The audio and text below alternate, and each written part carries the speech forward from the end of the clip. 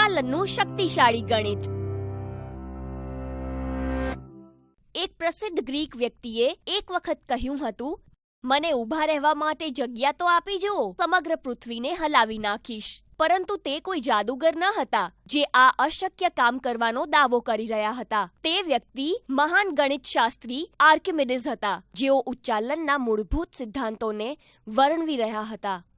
એક વ્યક્તિ દ્વારા આટલી બધી ભારે વસ્તુને હલાવવી એ જાદુ જેવું લાગે છે, પરંતુ કદાચ તમે તેને તમારા રોજિંદા જીવનમાં જોયું હશે. તેનું સૌથી ઉત્તમ ઉદાહરણ છે ચીચવો. માની લો કે તમે અને તમારો કોઈ એક મિત્ર તેની ઉપર બેઠા છો. જો તમારા બંનેના વજન લગભગ સરખા હોય તો તમે સહેલાઈથી તેમાં હિંચકી શકો છો. પરંતુ જો તમારો મિત્ર તમારા કરતાં વધારે વજનદાર હોય તો અચાનક તમે ઉપર હવામાં જ લટકી જશો. પરંતુ તેનો ઈલાજ પણ તમે જાણો જ છો. ચીચવા પર થોડા પાછળની તરફ ખસી જશો તો તમે નીચે આવી જશો. આમ કરવું કદાચ ખૂબ સરળ અને સાહજિક લાગશે, પરંતુ વાસ્તવમાં તમે ઉચ્ચાલનનો ઉપયોગ કરીને આવું વજન ઉઠાવી રહ્યા હોવ તો તેના વિના તે ખૂબ જ ભારે લાગશે. આ ઉચ્ચાલન એક પ્રકારનું સાદું યંત્ર છે. સાદું યંત્ર એ એવું ઉપકરણ છે જે ચતુરાઈપૂર્વક ભૌતિકશાસ્ત્રના મૂળભૂત નિયમોનો ઉપયોગ કરીને કોઈ પણ કાર્ય કરવા માટે લાગતી ઉર્જાને ઓછી કરી દે છે. તો ચાલો જોઈએ કે ઉચ્ચાલન કેવી રીતે કામ કરે છે. દરેક ઉચ્ચાલનના મુખ્ય 3 ભાગ હોય છે: પ્રયત્ન બળભુજા, ભારભુજા અને આધાર.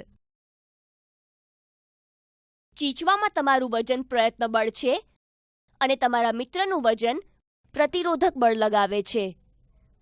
આર્કિમિડીઝે શોધી કાઢ્યું કે આ બંને બળની માત્રા અને આધારથી તેમની વચ્ચેનું અંતર, તેમની વચ્ચેનો એક મહત્વપૂર્ણ સંબંધ હોય છે. ઉચ્ચાલન ત્યારે જ સંતુલિત થાય છે કે જ્યારે પ્રયત્ન બળ અને પ્રયત્ન બળભુજાનું ગુણનફળ એ ભાર અને ભારભુજાના ગુણનફળ જેટલું જ હોય છે. ઉચ્ચાલન કોઈ વજનને ઊંચકવા માટે લગાવવા પડતા કાર્યને ઘટાડતું નથી, પરંતુ તેના ઉપયોગથી ફાયદો ચોક્કસ થાય છે. અંતર વધારી દો તો તમારે ઓછું બળ લગાવવું પડશે. કોઈ પણ વસ્તુને સીધું ઊંચકવા કરતાં ઉચ્ચાલન દ્વારા ઊંચકવાથી આપણું કામ સરળ થઈ જાય છે, કારણ કે તે વસ્તુનું વજન પ્રયત્ન બળભુજા અને ભારભુજામાં વહેંચાઈ જાય છે.